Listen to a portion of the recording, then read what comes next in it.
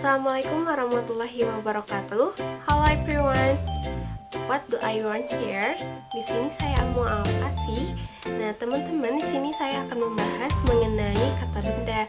Video ini dibuat untuk memenuhi salah satu tugas mata kuliah bahasa Inggris umum. Before we start of the discussion, allow me to introduce myself. My name is Amelia Sundari, student from IKIP Siliwangi, Faculty of Education, majoring in Coding and Counseling. Next, let's look at the discussion of this video. Nah, teman-teman, kata benda dalam bahasa Inggris disebut noun. Noun adalah salah satu jenis dari part of speech.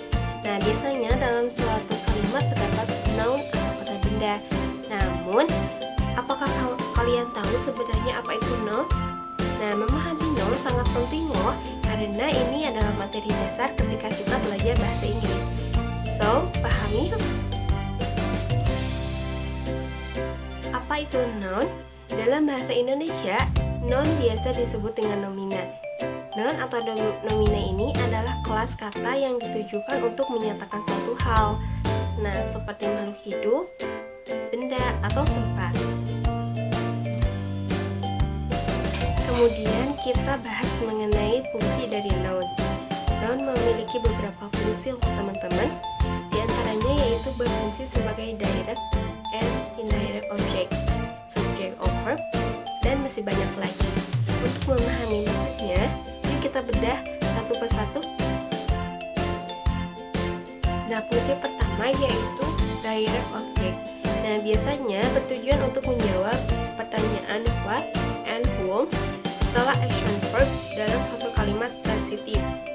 Nah, contohnya, Rudy plays guitar in his room. Lalu, what does Rudy play? Jawabannya adalah the guitar. Nah, kemudian fungsi yang kedua yaitu indirect object. Nah, indirect object ini bertujuan untuk menjawab pertanyaan to whom atau for what. Nah, contohnya, Barbara cooks a chicken for Dylan. Lalu, for whom does Barbara cook a chicken? Jawabannya adalah for Dylan. Kemudian fungsi yang ketiga yaitu subject of verb. Nah, kebanyakan orang berpikir bahwa noun itu berfungsi sebagai objek saja, padahal tidak. Noun juga bisa berfungsi sebagai subjek loh. Dalam satu kalimat, noun sebagai subjek ini berada di depan verb. Nah, noun sebagai subjek bisa didampingi dengan determinan, yaitu an, kemudian a atau the. Namun bisa juga tidak, tergantung subjek yang digunakan. Nah, contohnya, Rudy is sleeping. A bike has stolen yesterday. Is cafe serves coffee. Kemudian fungsi dari noun selanjutnya yaitu subject complement and object complement. Nah, kita bahas yang pertama terlebih dahulu yaitu mengenai subject complement. Nah, subject complement ini adalah komplement yang merujuk pada subjek dalam suatu kalimat. Nah, biasanya komplement berbentuk noun atau kata benda yang diletakkan setelah linking verb. Nah, contohnya, Brian became a writer after his wife passed. Kemudian, her father was a famous football player. Then, I'm the chairman of this company. Kemudian yaitu mengenai objek komplement. Nah, objek komplement hampir mirip dengan subjek komplement.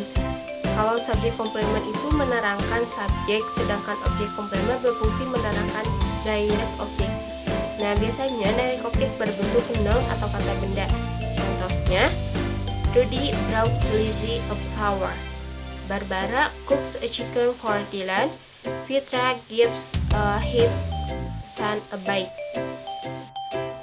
Nah, fungsi dari noun yang terakhir yaitu object of preposition. Nah, salah satu fungsi utama dari noun atau kata benda yaitu menyatakan tempat. Nah, biasanya kita membutuhkan preposisi untuk menerangkan tempat. Preposisi adalah kata depan seperti in, on, Daripada bingung, saya di sini akan memberikan contohnya. Contoh yang pertama yaitu My cat loves to play in a large box. Nah, contoh yang kedua, I learn English at Shaka. Nah, yang ketiga, the toilet is on the first floor. Nah, teman-teman, selain saya membahas mengenai definisi kemudian fungsi dari noun, nah di sini saya akan membahas juga mengenai jenis-jenis dari noun. Nah, jenis yang pertama ada common dan proper noun. Nah, common noun adalah kata benda secara umum sehingga penulisannya tidak dengan huruf kapital. Nah, sedangkan proper noun adalah kata benda secara spesifik sehingga memerlukan kapital dalam penulisannya. Contohnya dalam people contohnya dalam people, common, writer, proper, Raditya Dika.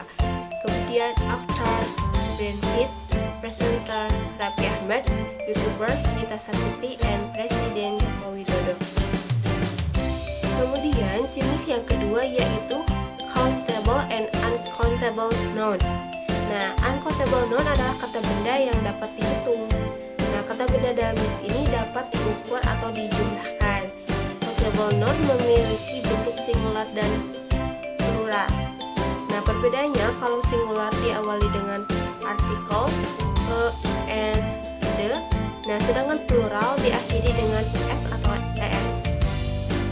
Nah, contohnya countable noun yaitu burger, smartphone, eggs, fridge, table. Nah, contohnya countable noun yaitu burger, smartphone, eggs, fridge, and table. Nah, kemudian yaitu uncountable noun. Nah, uncountable noun ini adalah lawan dari countable noun. Kata benda jenis ini adalah tidak dapat dihitung dan hanya memiliki satu bentuk yaitu singular. Nah, contohnya sugar, water, gas, milk, and love.